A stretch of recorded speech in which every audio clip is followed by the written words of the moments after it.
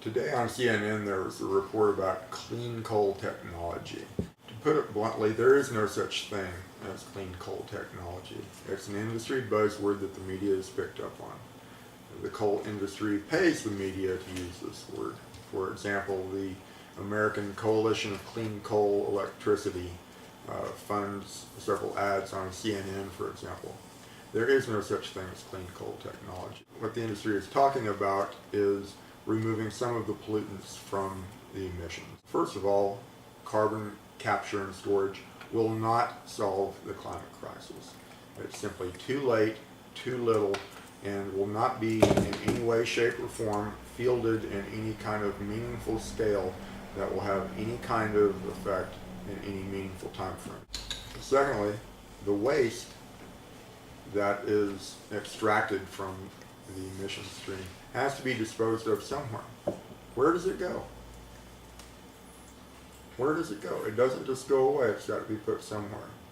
So there is no such thing as clean coal from the extraction to the burning to the waste disposal end of it.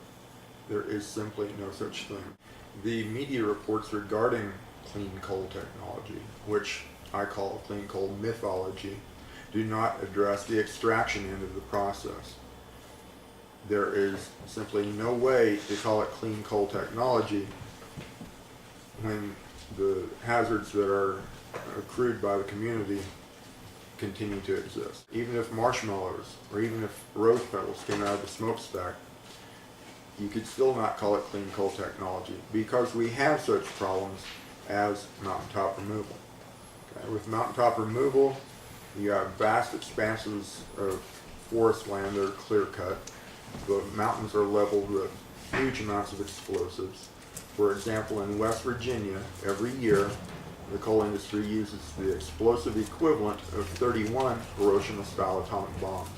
The news media will not tell you this, but if you go to the Institute of Makers of Explosives, you see the U.S. Geological Survey's explosives yearbook every year. You can find the numbers there and do a little number crunching, and that's what you get.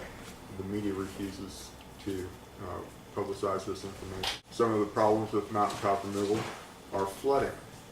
When you remove the trees, when you remove the topsoil, the root systems, the undergrowth, everything that can soak up water, you have a greatly increased amount of runoff.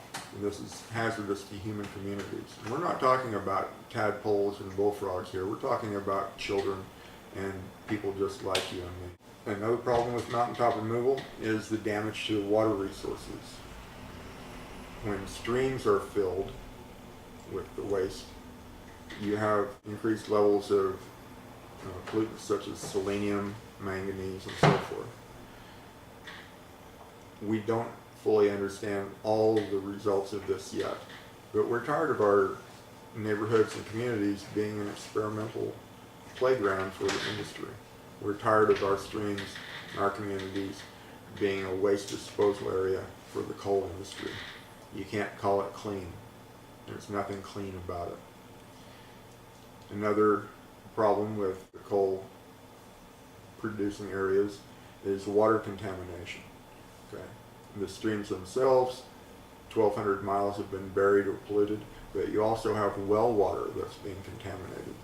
Several communities in these areas still depend on well water, and it's not just a simple matter of running a water line to the road. Okay. And it's not a simple matter of people having to move from their homes. No one in America should be a refugee in their own home. Water that comes from wells, this is some of the water that comes from the wells in these areas. And it's not just that it looks bad, it's hazardous. There are high levels of kidney disease, liver disease, and other serious diseases as a result of drinking this water. In many cases, people didn't know that their water was contaminated until it did start coming out black. But just because it's clear doesn't mean that it's clean. And this affects children as well as the elderly.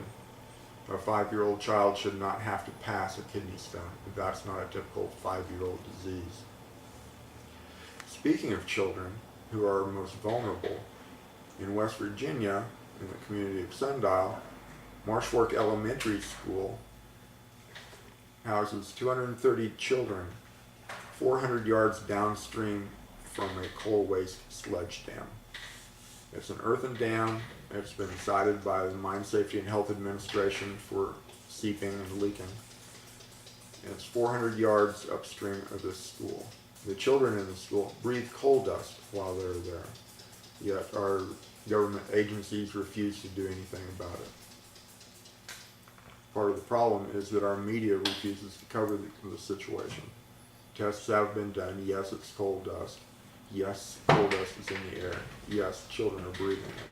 And that's one of the many, many problems that are caused in coal-producing areas.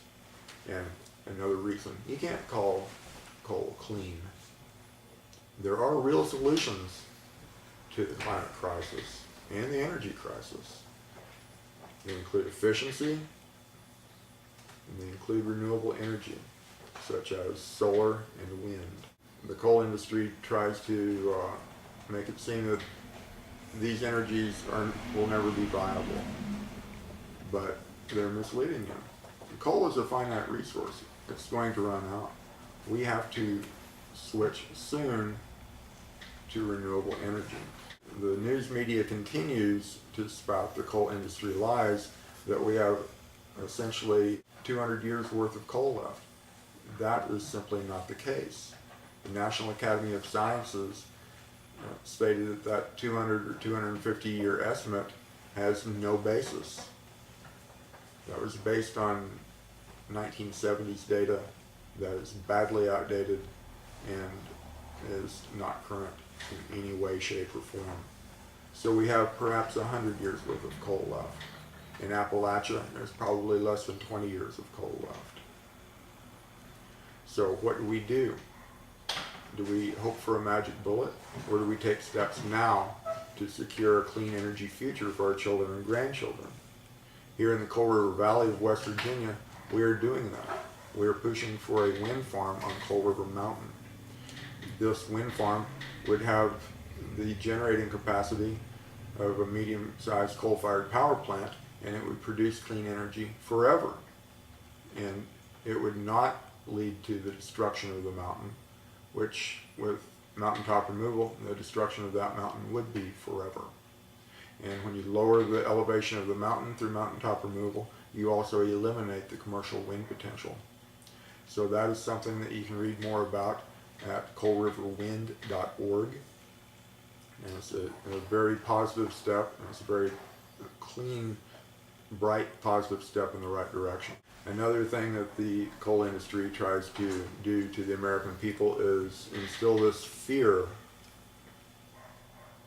based on high gas prices and fear that we're going to be subject to foreign oil interests.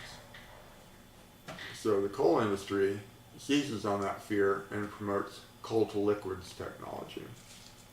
This is nothing more than taxpayer-funded corporate welfare. The coal to liquids process is horribly polluting, it's horribly expensive, and it would make no significant difference in the price at the pump or in foreign oil dependence. But what it would do is take your tax dollars to prop up a declining industry. Again, there is no such thing as clean coal. The media needs to stop using this term. The media needs to call it what it is, an attempt that's too little, too late. It's really just an industry term that's not going to have any meaningful difference for anyone other than to line the pockets of coal industry executives.